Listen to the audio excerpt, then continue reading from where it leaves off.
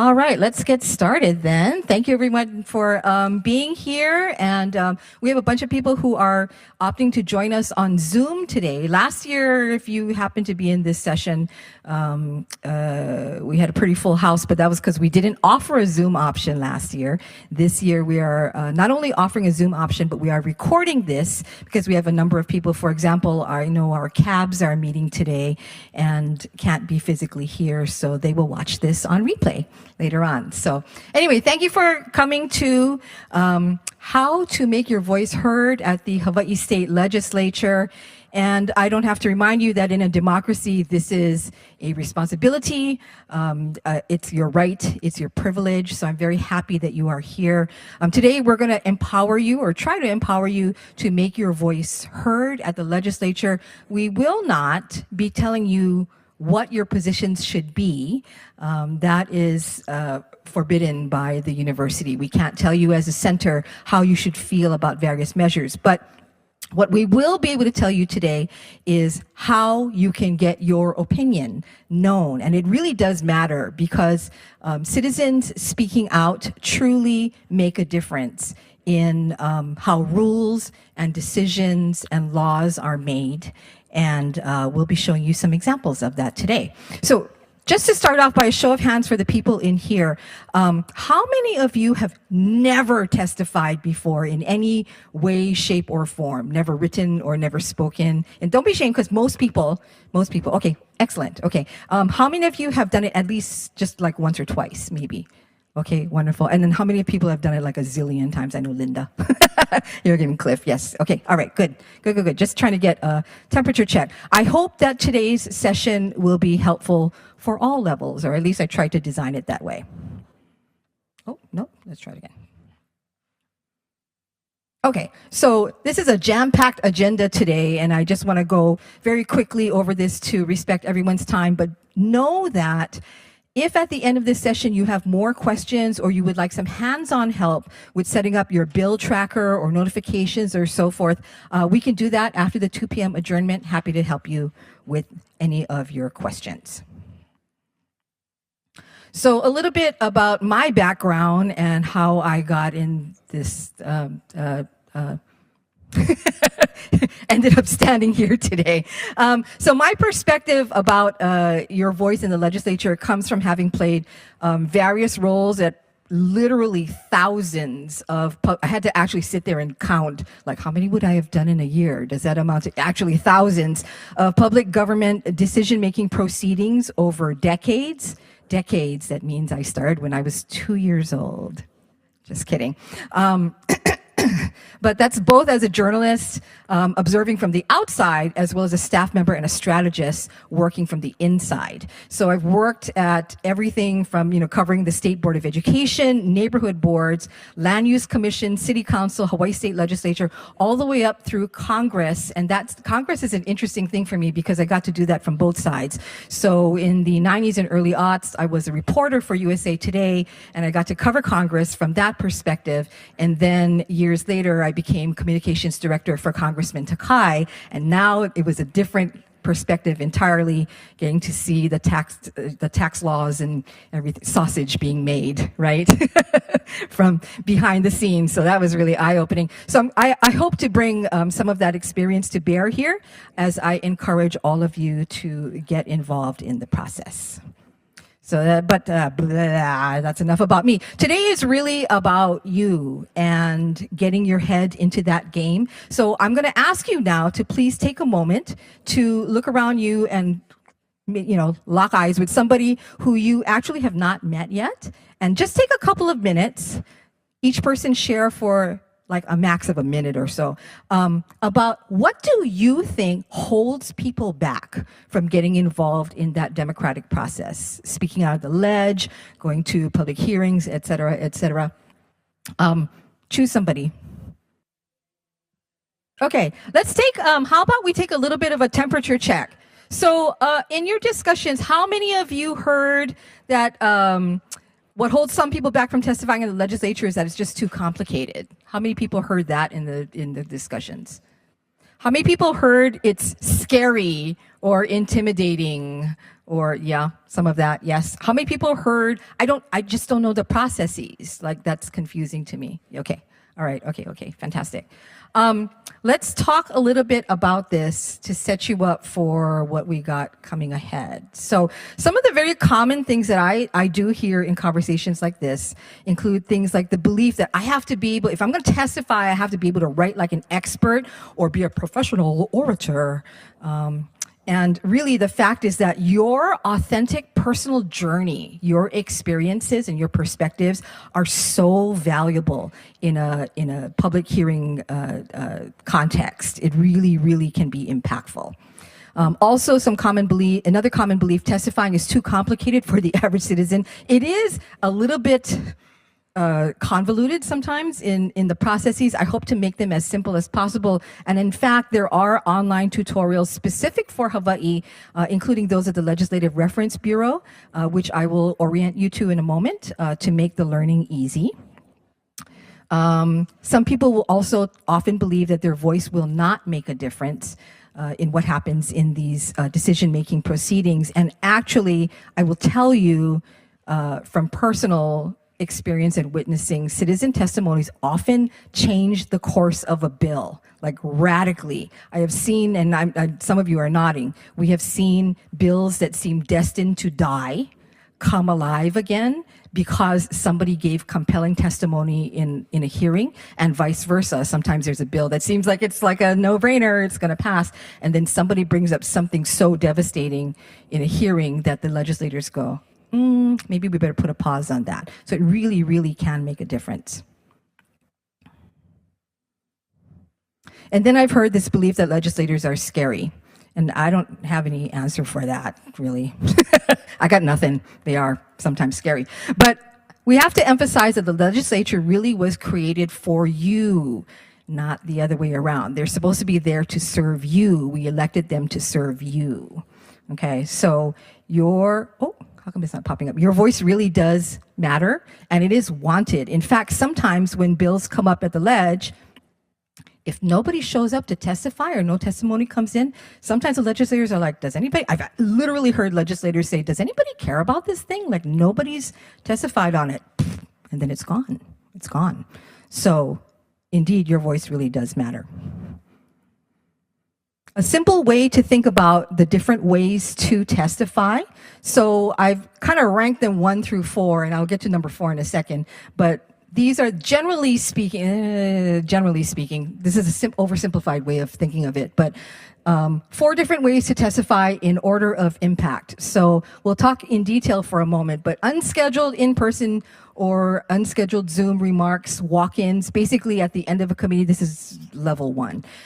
At the end of a hearing for a particular bill, the chairman or chairwoman might say, does anybody else in the room have anything else to add? And then at that point, someone may say, oh, may I speak? And then they'll step up and have a moment at the podium. However, a lot of times, especially toward the end of the ledge, right, when it gets manic and hearings are going fast and furious, you may not have an opportunity. So you can go into a hearing room and hope that the chair will call on just general remarks from the audience, but sometimes they don't get to that. Sometimes they don't have time. So you can't rely on just walking in and making remarks. Level 2, written testimony. We'll talk about the pros and cons of that in a moment. Level 3 is written testimony plus scheduled Zoom remarks. So they do have capacity to take your remarks on Zoom now. But the last one is written testimony and scheduled in-person remarks. And I'll show you an example of that in a second. But I just wanted to emphasize at this point that this is the most impactful way to testify. And just to make that point, let's give it a gratuitous little spin here and some lightning bolts just to remind you that that is indeed the most impactful way to testify. So let's talk about the pros and cons real quickly. So again, going back to level 1, the unscheduled testimony. As I mentioned, Pros include, of course, you can be flexible. You can decide at the last minute, even spur of the moment as you're sitting in a conference room, right? You can say, oh, I'd like to testify or speak up on that particular bill. It's not very common, but it does happen that someone is sitting in the room and they go, oh, maybe they were there for a different bill. And then they go, oh, Chair, may I also speak on this one? Not very common, but it does happen. But that way you can decide the last minute to testify. You can react to what's happening in the room. If you heard certain comments being made about a measure, you can ask if you can speak to react to those things. And of course, live in-person remarks are better than nothing. Better than nothing. Nobody's speaking up. As I mentioned earlier, though, the problem is that scheduled testifiers are called first. And so people who are just walk-ins may not get a chance at all to speak. You also don't get to coordinate messaging with others, and solidarity and consistency in messaging with other people is kind of important when you are testifying. Also, if you are just a walk-in, your remarks may not be included in the committee materials, so that's important to know as well. If you're going the written testimony only route, this is option number 2. Of course, that is the most flexible. I also should note that it's a good option for introverts, people who find it scary to get up in front of a crowd and speak. This is a good option also for glossophobics. Glossophobia is fear of speaking in public. So if you're an introvert or glossophobic, that's a great way to go, just written testimony. You can also carefully craft your message and include links and include tables and include appendices. You want to keep it short. You don't want to make it a whole novel, but it is an opportunity to create a lot of data points or a lot of arguments for the legislators to make their decision on. The problem with going with written testimony only, though, is that there definitely is less personal impact. And if you've ever been in a hearing where they're talking about a piece of legislation, and then they go, okay, now we are on to bill number 1525, and an aide will come out to the chair with a giant binder and go, "Badoosh," and it's like this thick, and your testimony is sitting somewhere in that giant binder, and you just hope that the legislators are reading it. I don't know. They say that they do. I know many legislators have said, I read every piece of testimony. I'm sure Linda has heard that. Anyone who's been in a room like that, they go, we read every piece of testimony. We take them seriously. And I want to believe that. I do. I want to believe that. But I don't have time in a busy day to read multiple binders that thick. So you kind of take your chances if you are only submitting written testimony. And then also, if you're only doing written testimony, you don't get to answer questions from the legislators live. So that's one thing. Okay. Option number 3, a little bit more impact. So you do your written testimony, but you also, when you submit your testimony, you click on the little checkbox that allows you to opt for Zoom remarks. We'll talk about that procedure in a second. The nice thing about the Zoom option is that you can participate without having to travel to the Capitol. You can respond in real time to questions from the legislators. It is more impactful than just putting in written testimony. But as I mentioned, less personal presence. The legislators have a hard time denying you when you are standing right in front of them. It's a little different. So it is more impactful when you can be there. Also, I have seen occasions where tech issues have prohibited someone from being able to testify because they simply cannot connect, either on their end from their home or at the legislature. Every once in a very rare blue moon, some kind of technical issue occurs and they can't get the testifiers up on the screen in real time for the committees. So you take your chances on those things as well. Okay, option 4, which is our favorite, the gold standard, right? Written testimony plus in-person remarks. Now, this is the highest impact way to make your voice heard. Face-to-face presence, very, very powerful. This is an opportunity to read the room. So when you're giving your testimony, you can, this is a live audience making decisions in real time while you're standing there. So they can ask you questions and they know you as a real person who really cares about what you're talking about. This is also a chance when you go to the Capitol. How many of you have actually been physically in the Capitol before? Okay, well, fantastic, most of you. Okay, so then I don't have to tell you that some of the best intel about your measures, as well as the best connections, as well as the best opportunities to be visible with your cause, happen actually outside the hearing room, in the hallways, at the balconies, at the state capitol, right? That's the time that you are making connections and letting people know where you stand, et cetera. So it is really valuable to be there in person. Unfortunately, it does require travel. It requires time.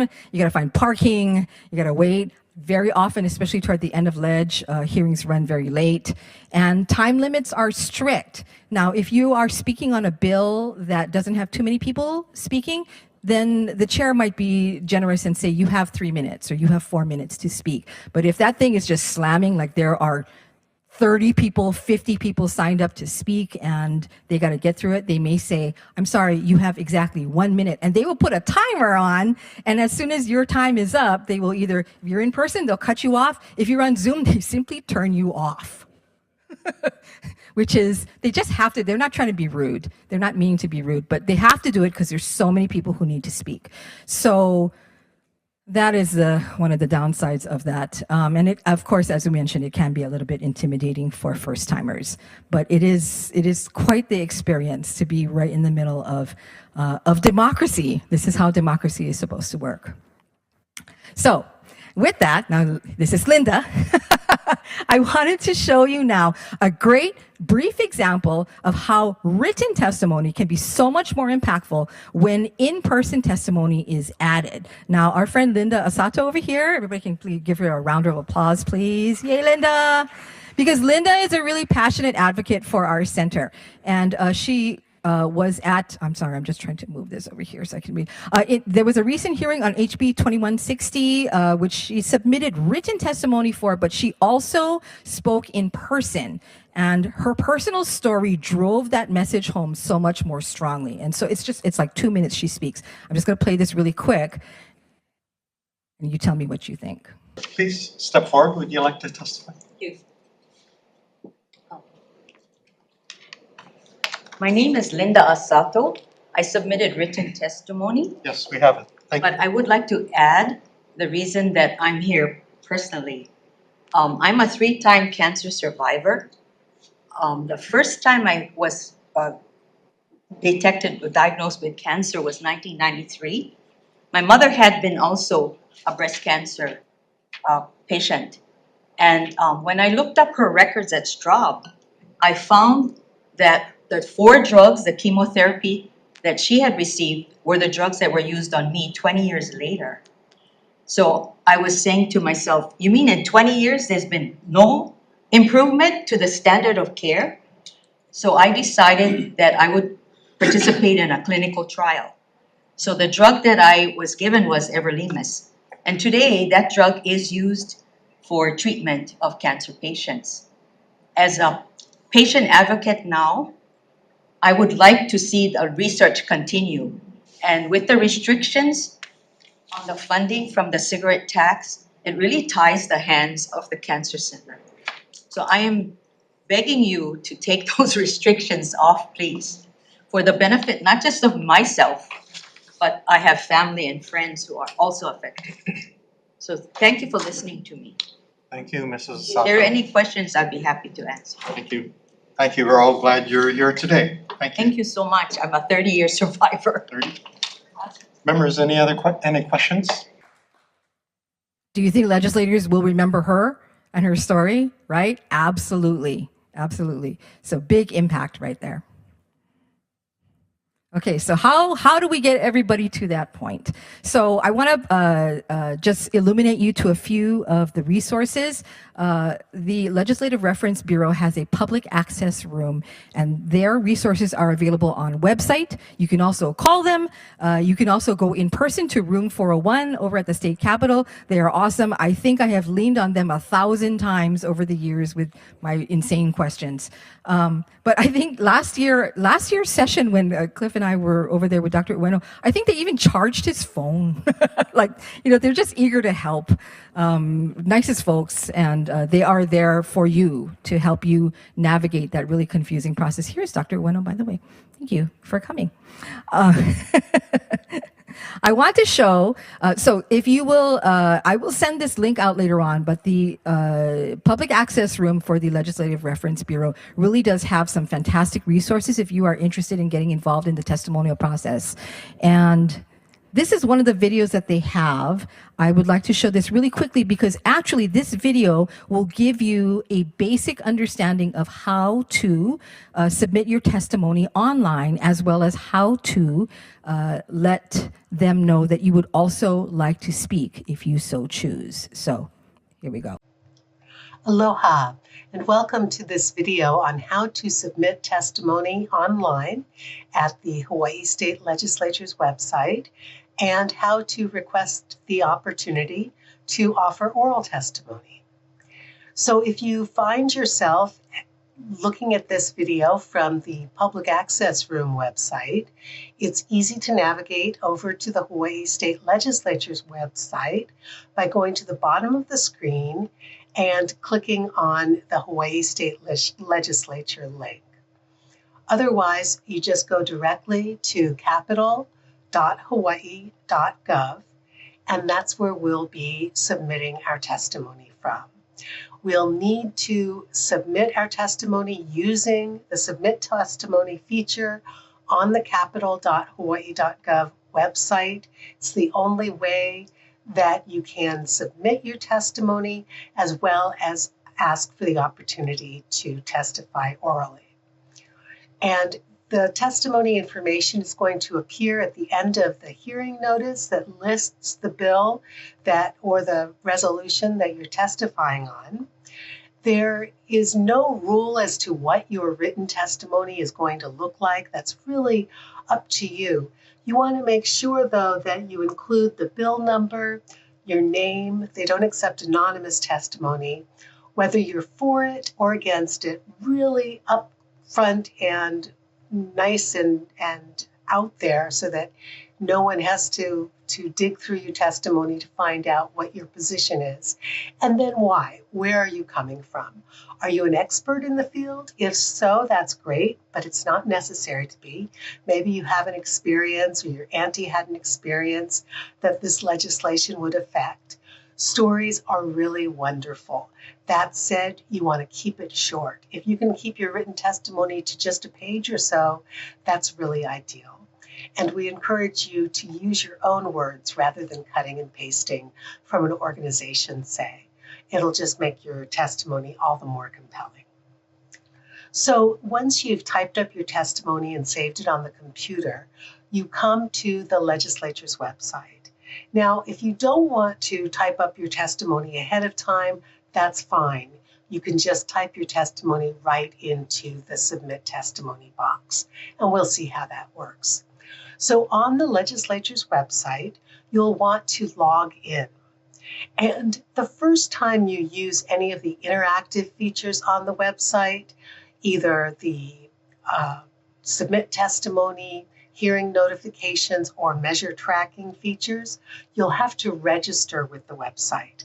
And that just means you'll need to sign up with an email address, create a password for the website, and confirm you're not a robot, and then you'll be all set. And you'll just click on Login, put in your email address and the password for the website, and this screen comes up where you can select Submit Testimony.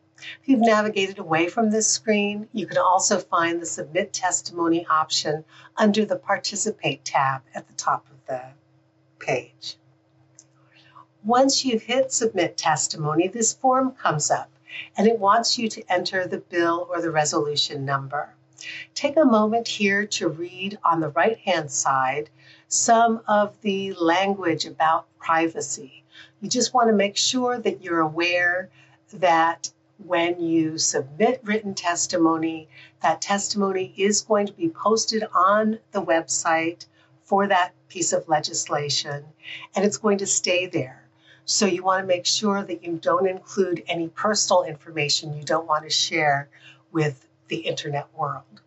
So type in the bill number, and once you do that, the hearing information comes up.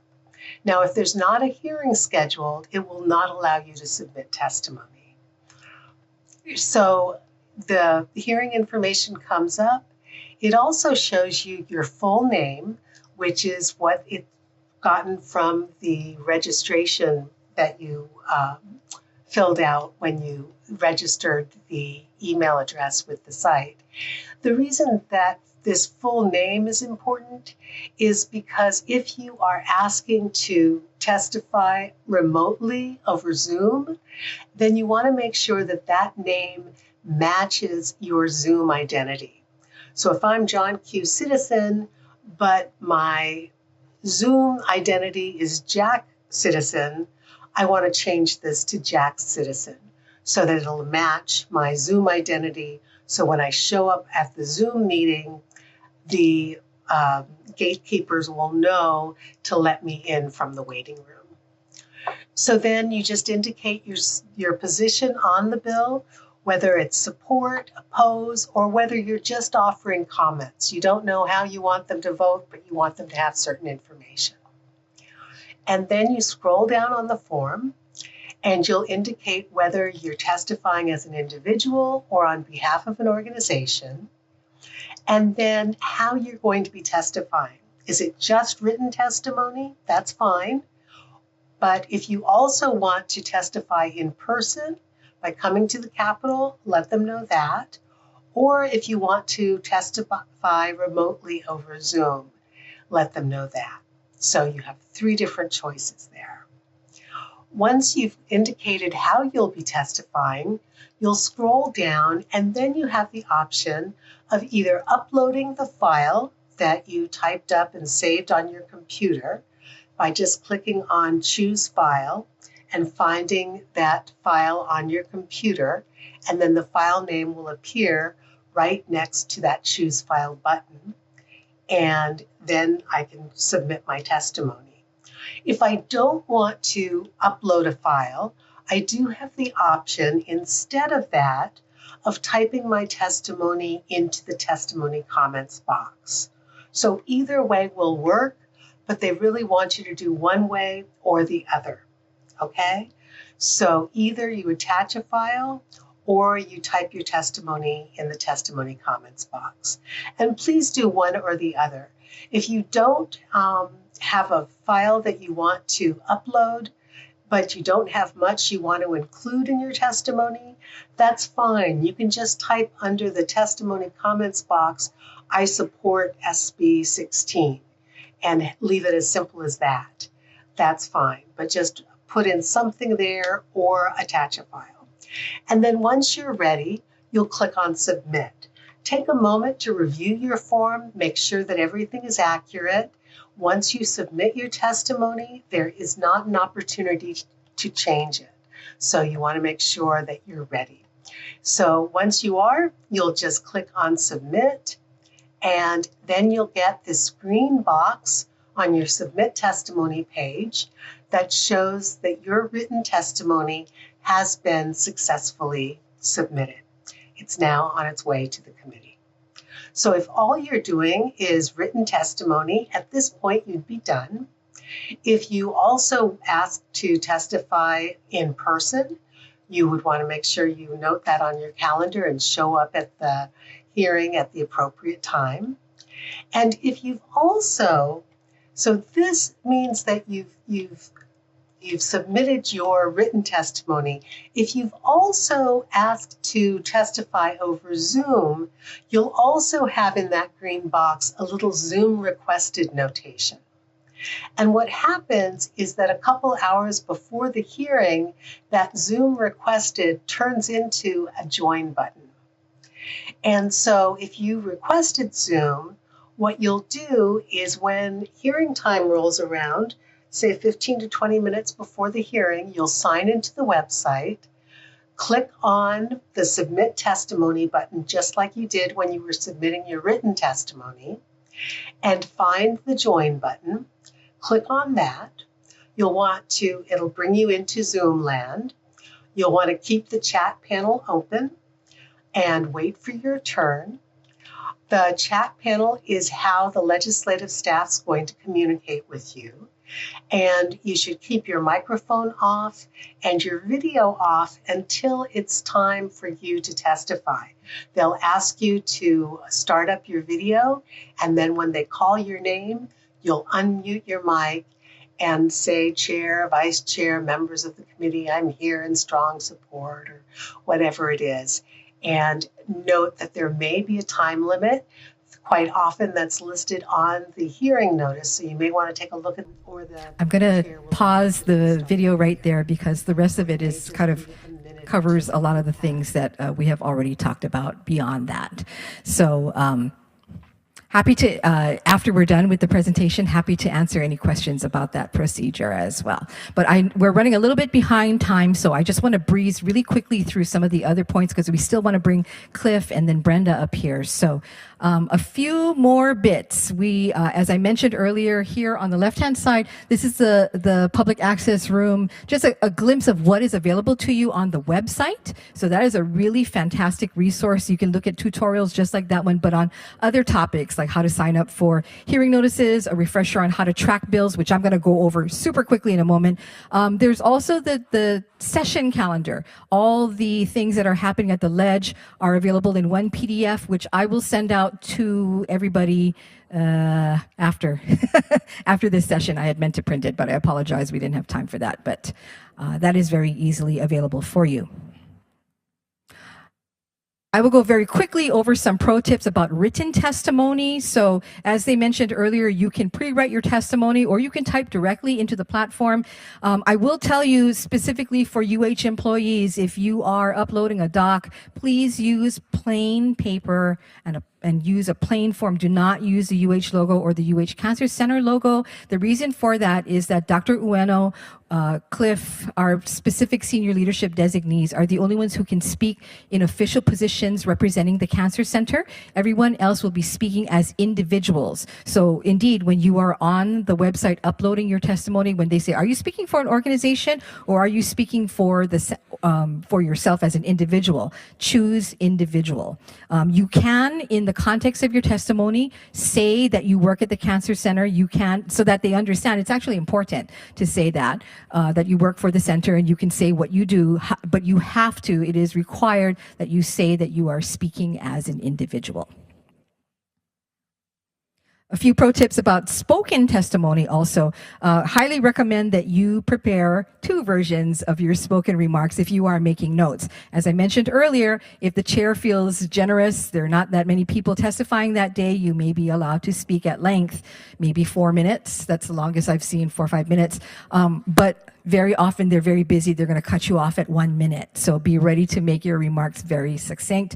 Also know that you do, if you want to speak in any form on Zoom or in person, you do have to submit a written testimony. It can be as simple as, I support HB whatever.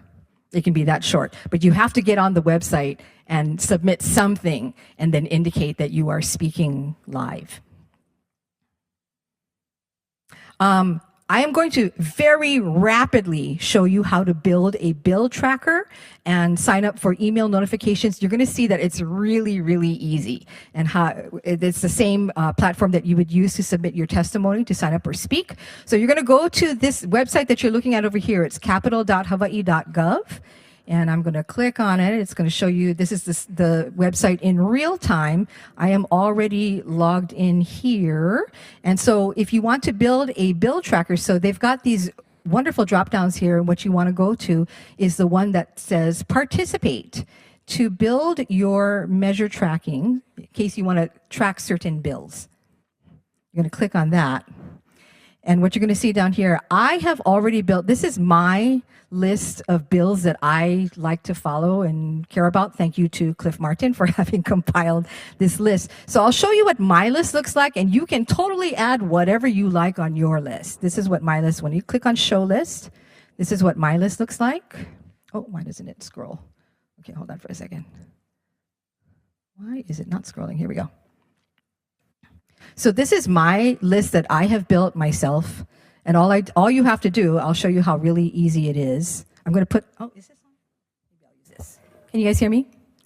Fantastic. Okay, so I'm going to show you really quickly how to build your own measure tracking system. So all you have to do once you're logged in is to go to this section over here on the left-hand side, and you can create your own list. So I want to create a list. We're just going to call it 2026 test, something like that. So we're going to click on create a list. So here's my test list. I'm going to click on edit. Oh, no, that's not the one. I want to go to show list.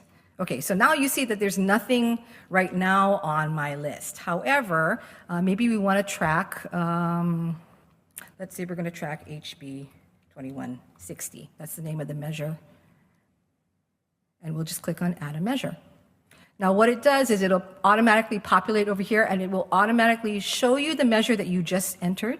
It'll also give you the option to receive hearing notices. So directly to your email, you'll get a notice about any hearing that comes up, and you can throw in things over here. You can edit and add your own notes as you like. So it'll say something like cigarette, tax, restrictions. That's my own little note to me, and I'll say save. The lovely thing about this is that, so like I said, now the system, anytime that there is a hearing, you will get an email notification. So now you know when that hearing is coming up. Typically, they have to let people know that a hearing is happening with at least 48 hours notice. You have to submit your testimony no later than 24 hours before the hearing. That's not a very big window. So that's why we strongly recommend, if you feel strongly about a bill, write your testimony beforehand, hold it on the side, and then when they say, oh, hearing now, then you have it ready to go.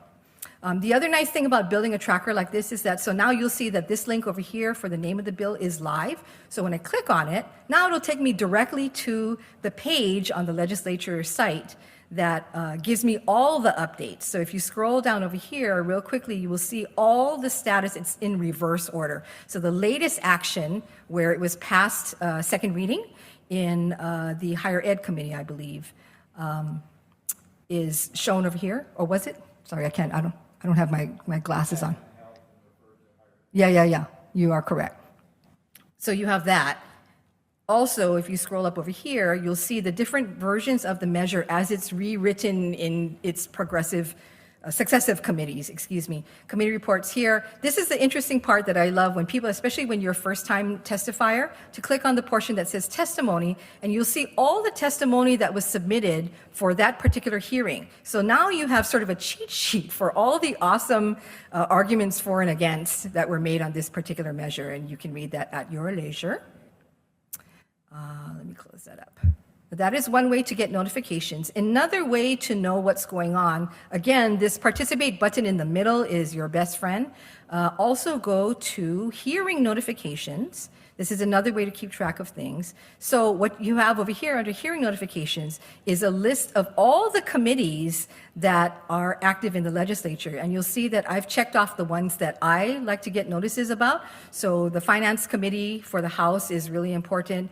Higher education, obviously, for us. On the Senate side, there is no higher education separate committee this year, so I clicked for the Education Committee because they handle both K-12 as well as higher ed. And Ways and Means is the committee that handles all the money issues on the Senate side. Also informational briefings, I want to know about that. Now you can click as many or as few as you want, but those are the ones that I like. And so now I'm getting email notifications anytime those committees are having hearings on anything having to do with anything.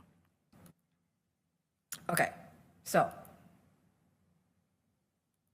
oh, I see what's happening. Hold on. Go back to my slideshow. Okay, so I just showed you that really quick. After we adjourn at 2-ish, I hope we are on time, I'm happy to help you if you've brought your laptop or you just want more information about how to track bills. I'm glad to help you with that. Okay? And we went over that. So last takeaways. So your next steps suggested, get the names and the numbers of the bills that you care about. Cliff is going to talk about the major bills in a moment. Build your own tracker, sign up for email notifications. As I said earlier, draft a short written testimony of your own. Keep it on the side so that it's ready to go at any time. Let's see. When the bill comes up for hearing, submit your written testimony and submit it timely, because late submissions are not always considered.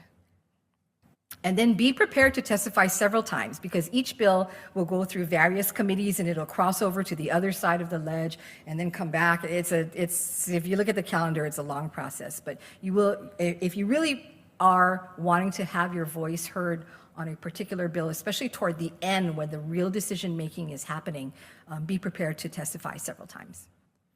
And then the last thing I would say is, and this was Susan Hirano's mantra, right? Tell two people and then ask them to tell two people. So in this case, if there's a particular measure that you really care about, tell two people about it and ask them to tell two people about it and ask them to testify as well, because it can really make a difference. All right, so I will see you at the ledge, hopefully. I'm going to pause right there and bring up Cliff Martin, please. Hey. Okay. I'm Cliff Martin, if you don't know me. And this is just short, it's very informative from ESME. And this, what I have is just informing some of the bills that we're looking at. But I guess before we get to that, there's a little bit of the sausage making process that maybe you weren't aware of, this is what becomes confusing to a lot of people, is that bills we have two chambers of the legislature, the House and the Senate. Each bill is generated from one or the other. The House might generate a bill and the Senate might generate a bill. And this is the process that would happen if the Senate generated a bill.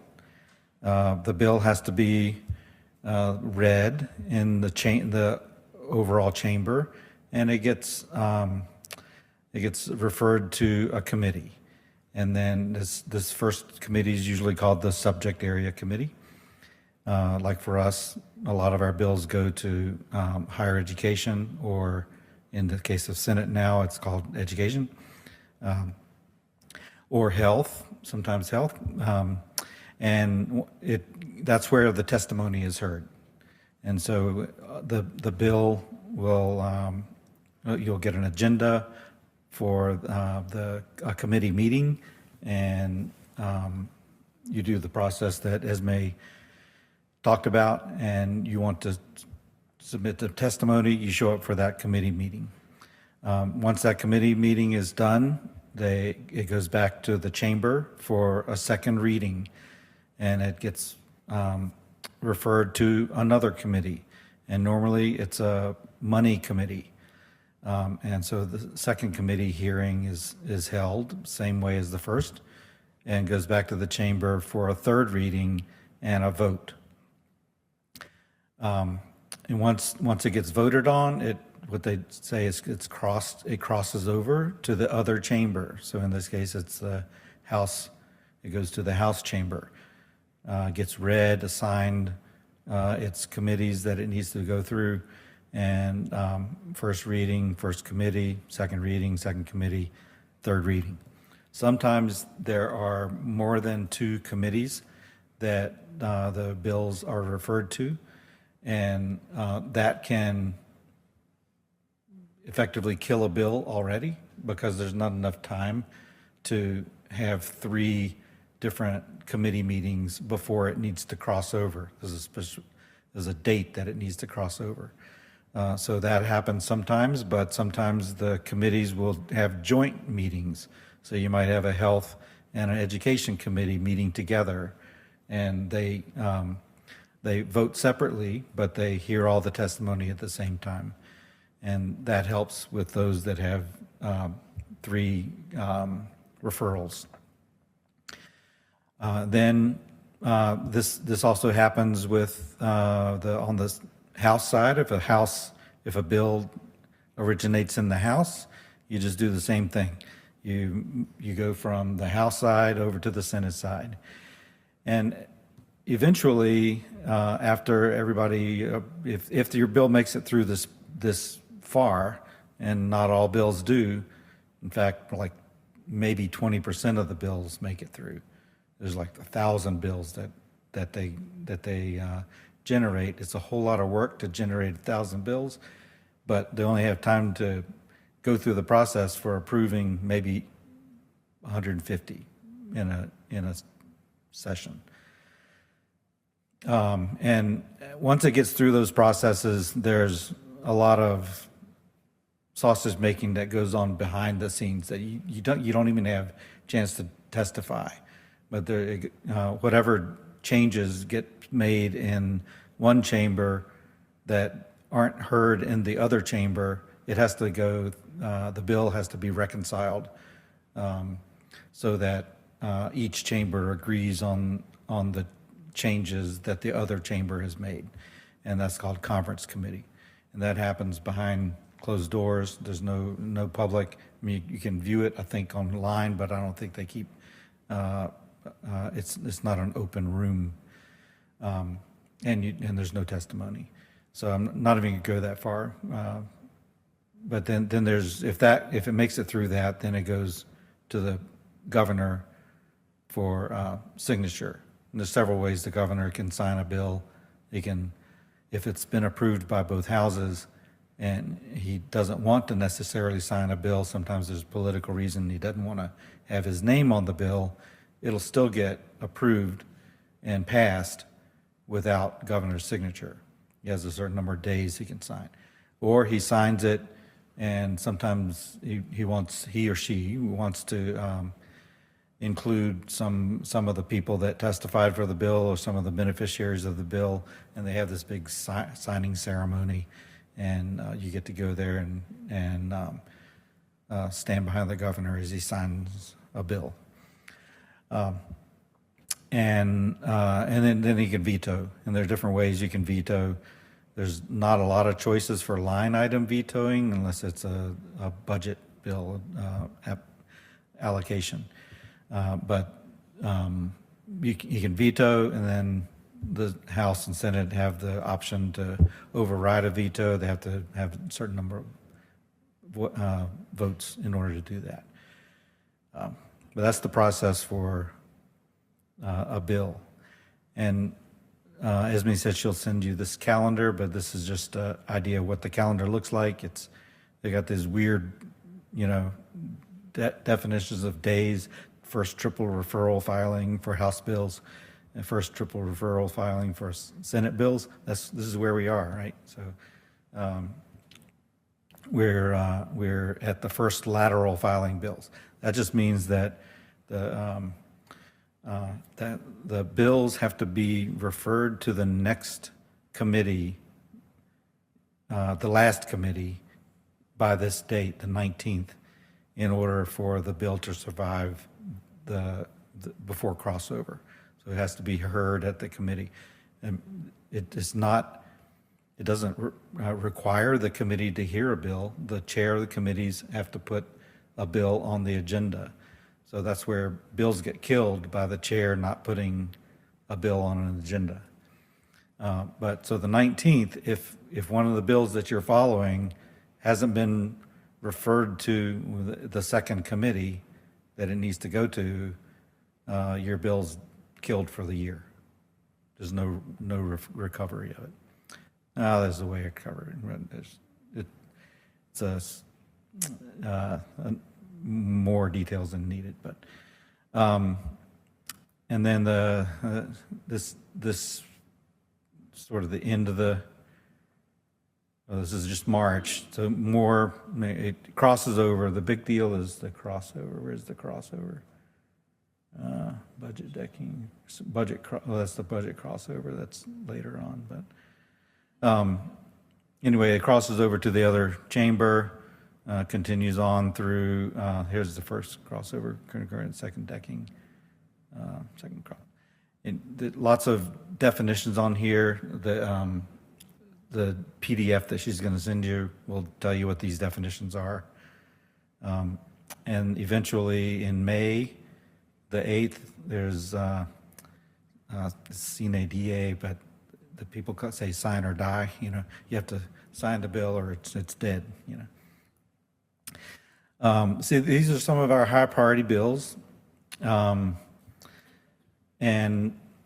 when you see a bill, there's a bill number. HB always indicates that it's a House bill. 1970, it's just a index number of the number of bills that they have. It's not the actual number of bills either. It's just it's an index number to keep it separate. The titles are very vague. This one is relating to the University of Hawaii Cancer Center. There's reasons for being vague that are a little bit underhanded sometimes. They can put anything related to the University of Hawaii Cancer Center into this bill now. But it has to be something related to the University of Hawaii Cancer Center. They can't put anything in this bill that's related to the Department of Water Supply or something like that. So it has to be related to the Cancer Center. All these other ones related to cancer, even more vague, related to state enterprise zones, related to taxation, related to healthcare. This first one, in 1970, is the tumor registry bill. You'll hear more about this from Brenda. This related to cancer. This repeals the cigarette tax restriction that we have that can only be used for debt service. And in this case, there are two bills that are exactly the same, and one's in the House and one's in the Senate. And when they do that, they're called companion bills. So that it gives each chamber the ability to discuss the bills before the other chamber has finished up their committee hearings and everything, and it crosses over. In our case, the House bill has progressed to its second committee. It hasn't been put on an agenda for a second committee yet. The Senate bill has not been heard. So, they make these decisions behind the scenes. Somebody said, we're going to just support the House bill through the whole process. The Senate bill, it's there, but we're not going to hear it and waste our time on the Senate bill side on committees. We're going to wait for the House bill to come over and cross over. Fact is, the Senate may not even, after the House bill hears it, crosses over to the Senate may still say, we don't think this is a high priority. We're not going to even put it on our agenda. That may happen. So that's a companion bill. This one is a companion. This one is state enterprise zones. This has to do with tax benefits for infrastructure investment in the areas that are defined by what they're calling the tax or the state enterprise zones. There's one called Urban Honolulu that goes from the airport to Ala Moana Shopping Center. But it for 20 years we were the tax or the census tract, which we are in, that goes from the ocean to King Street between South and Ward, basically. We were in that census tract.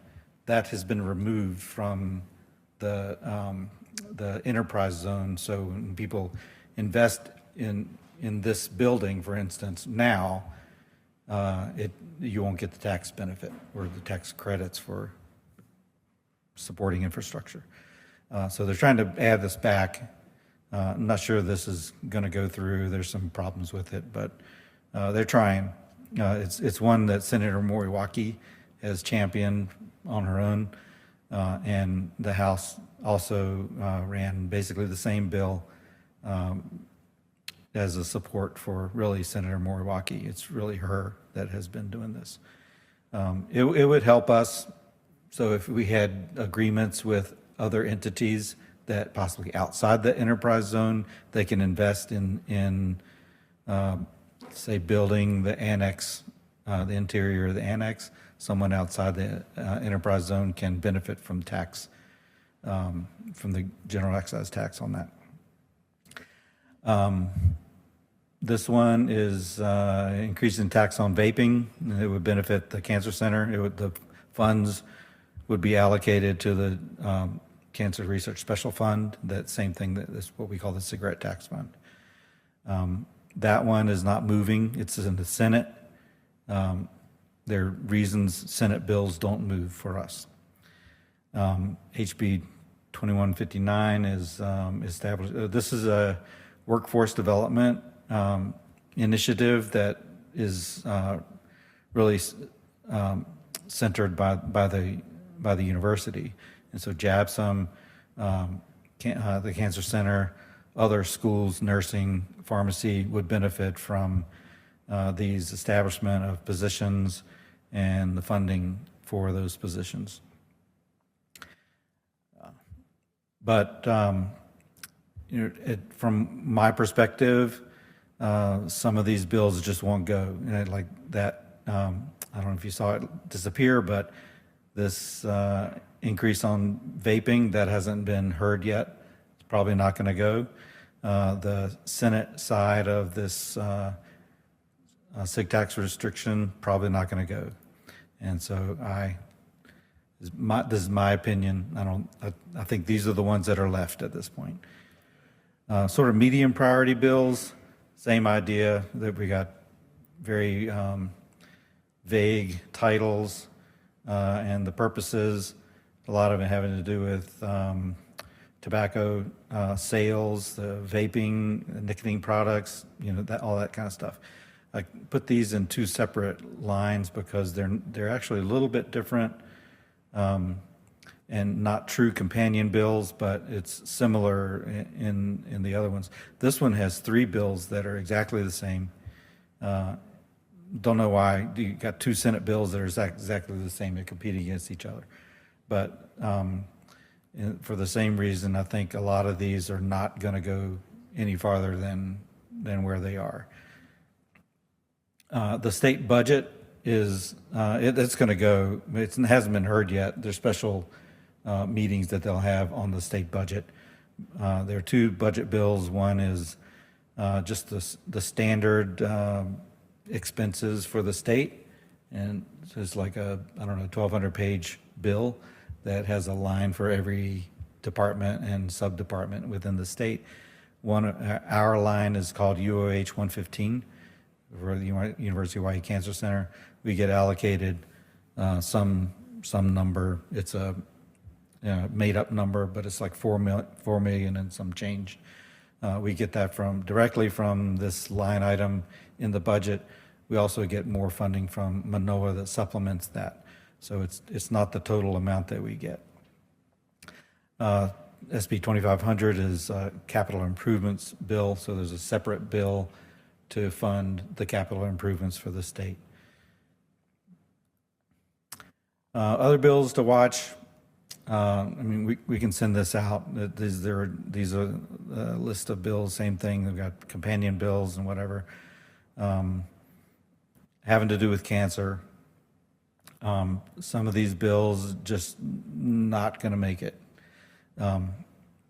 But they'll probably be introduced again next year.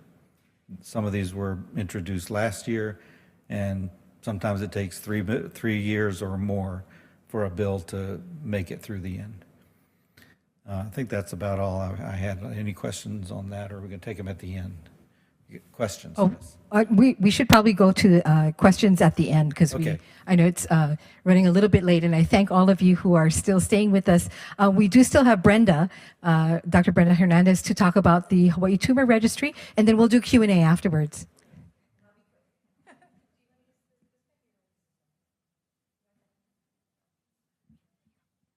So I just had a recent interaction with the legislature on behalf of the Hawaii Tumor Registry. So this year, we, with the center's help, we anticipating national, at the federal level, potential cuts to the National Cancer Institute's funding to support cancer surveillance, including the SEER program, which supports the Hawaii Tumor Registry.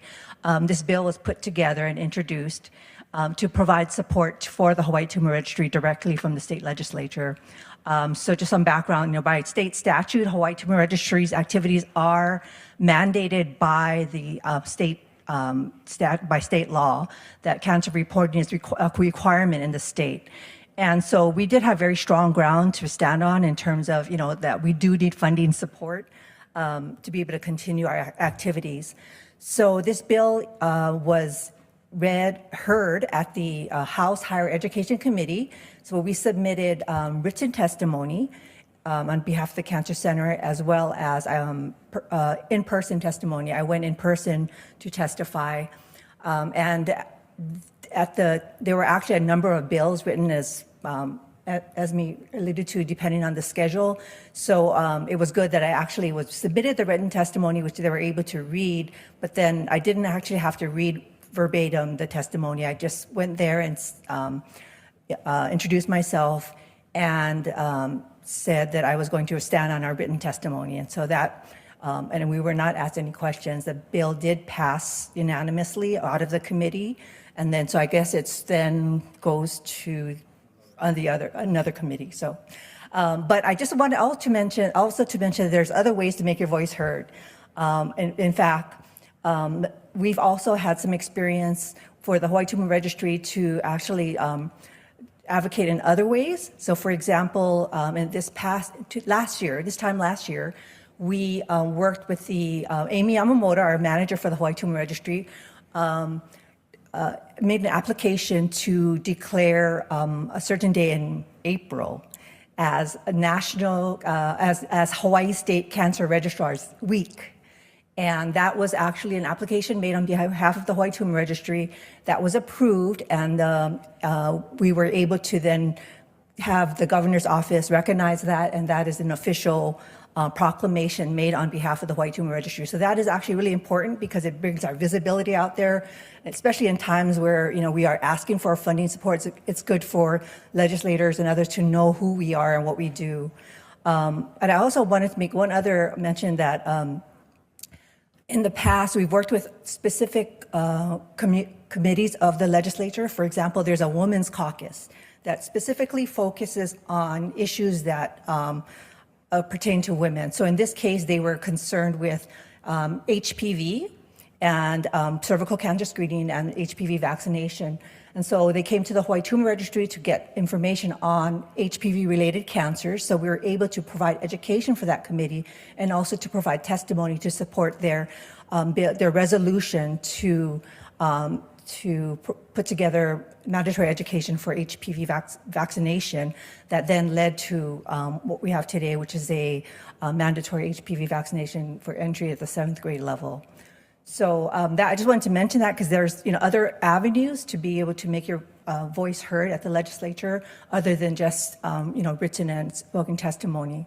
So that's it. And I was actually invited Lonnie Park here because she had recent experience in a bill that did pass, and to get funding to start another cohort here at the Cancer Center.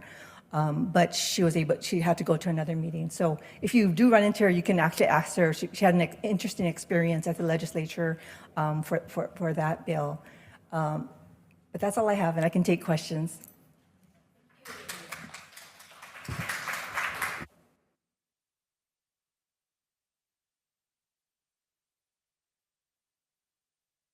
Okay, a round of applause one more time, please, for Cliff and for Brenda.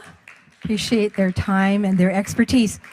We will take questions now. And by the way, for the folks so we have like almost 20 people online in this moment, and of course we'll have more people watching on replay. But for the folks who are watching online right now, if you have questions, we're not able to, in midstream, turn on the chat function. What you can do right now is email media@cc.hawaii.edu. If you are able to drop your questions to me via email, again, media@cc.hawaii.edu, we will grab the questions from there and try to address them. But yes, Linda, please. I would need some more specific points to make in testimonies regarding the tumor registry and any of the other bills that we have high priority on that you mentioned have a chance to pass. Because my written testimony about lifting the restrictions, I did have some really good points that were provided to me by Cynthia Au of the American Cancer Society. She does a lot of research, and so she gave some really good points to make. But at this point, I really am searching for how I can write testimony for the tumor registry because I myself have not used it, and also for some of the other bills that you're saying are high priority for the Cancer Center. Yes, so thank you for submitting your testimony too. I wrote those talking points for Cynthia, so I'm happy to. Shh, you're not supposed to tell. That's funny, but we try to get as much as we can out there, but we also are we don't want to tell you what you should say necessarily. The talking points are a way to do it without giving you the actual language to use. But for the tumor registry bill, there is a history of testimony there as well. So you might want to look at the testimony for the tumor registry that we presented, and so I think Cynthia. Okay, yeah. So I can actually walk you guys through again. So that platform that I was showing you on the legislature website, there is a way to see all past testimony, which I love because it's kind of like a cheat sheet. You can see what everybody else has said officially on the record about a particular issue, and so that I can help you find that. It's oh, thank you. Well, we're running a little bit late, so I will happily help you with the navigation of that. Go ahead, Linda. Of course.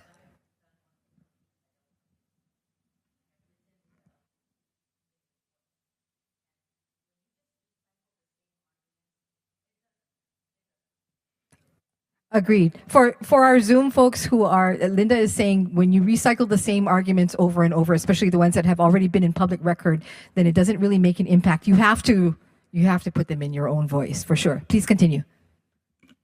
Basically, what I'm asking is there anything new that we could add this year for this session about the tumor registry?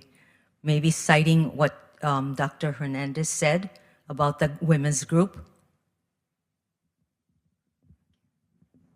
Thank you, Linda. And one of the things I did with the written testimony is that at the last minute, I added some recent statistics from the Hawaii Tumor Registry, which I think are very compelling and really show the importance of having this information.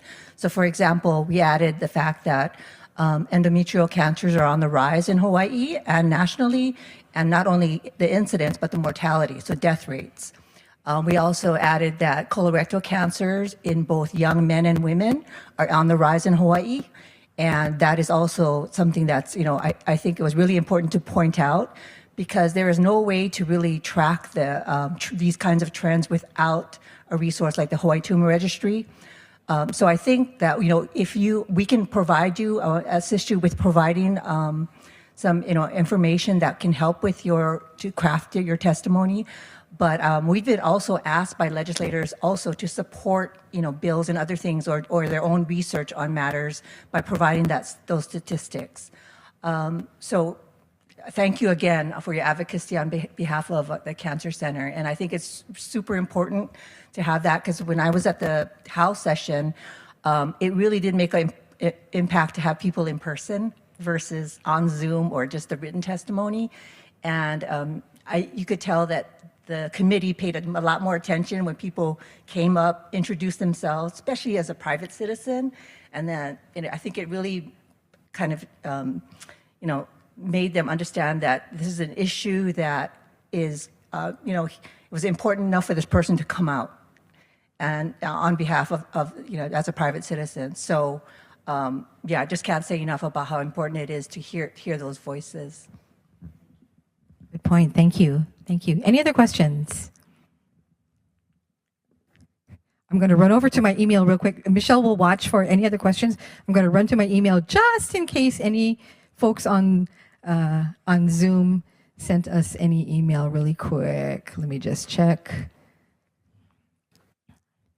And in the meantime, for those of you who have stuck it out with us, either online or in person, I will tell you also that I have a bonus video to show you in a moment, since you have stuck it out this far. And it really drives home the whole point of the importance of why testimony is important. Wait a minute, I'm just going to check really quick. Hold on. Yeah, I don't think we got any submissions of questions. Okay, all right. So if you don't have any more questions in this moment, the bonus video. So some of you had the privilege of meeting Susan Hirano, who was our inaugural Hope Ambassador here at the UH Cancer Center. And last session, Susan learned how to testify before the legislature, and it was definitely my honor to be one of her coaches in that area. And I'm just trying to get this video up really quick. Hold on, sorry. Stop, please, stop. Sorry about that.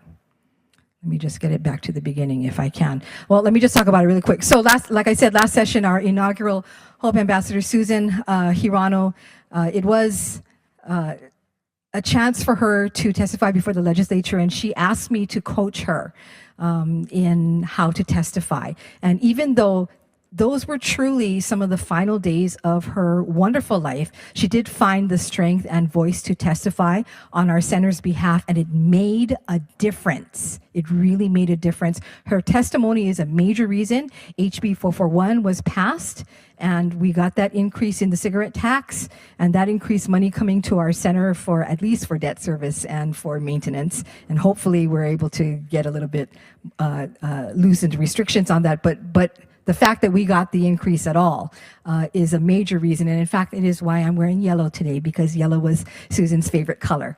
And so with that, let me just show you this really quick video. This is a wonderful video that we put together based on something that happened in the last session because of Susan's involvement.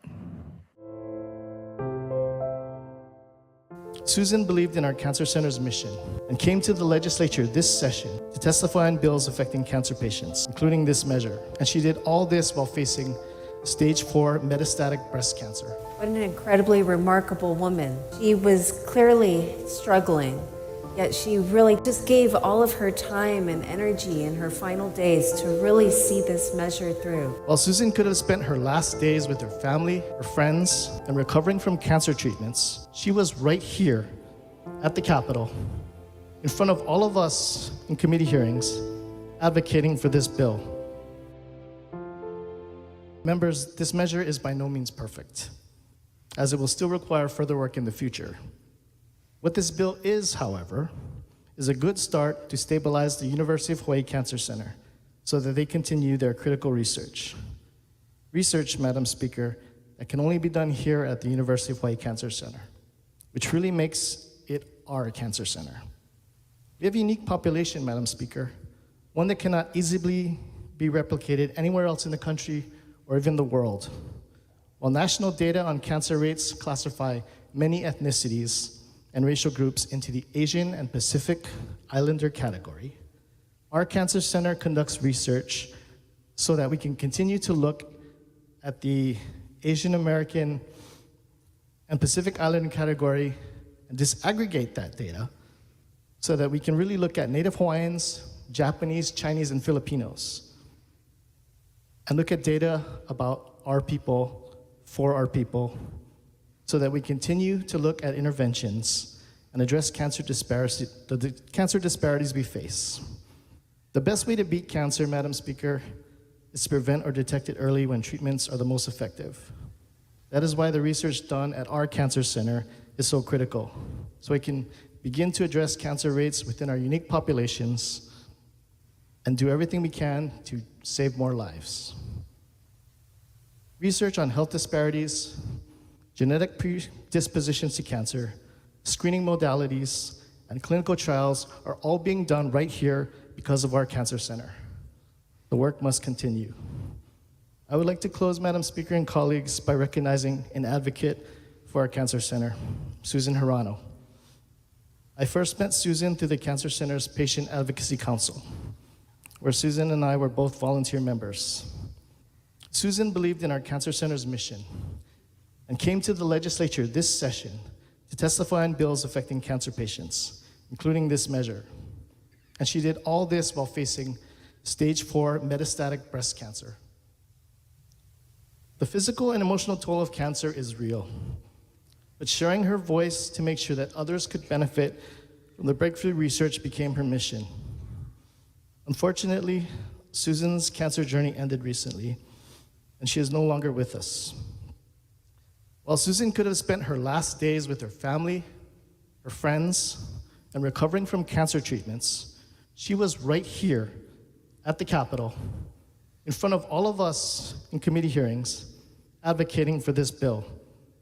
So I'm also standing here today for Susan, who would be up there in the gallery, continuing to support this measure if she were still with us.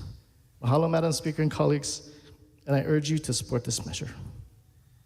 So I had the opportunity to meet Susan. What an incredibly remarkable woman. She was clearly struggling, yet she really just gave all of her time and energy in her final days to really see this measure through. So thank you, Corey, for your work on this. Thank you, Chair of Higher Ed, and all the members. Thank you for your support on this measure. Susan was a remarkable woman. It's an honor to vote and support this for her in her memory. Thank you. Representative Garrett. In strong support, and if I could just adopt the words of the prior speaker, please, as if they were my own. Representative Lee. Same request. Representative Lachika. Same request. Representative Miyake. Same request. Representative Kahaloa. Same request. Representative Capella. Same request. Representative Iwamoto. Same request. Representative Kila. Mahalo, Madam Speaker, in support. Representative Moroka. In strong support. Representative Akos. In support. Representative Souza. In support.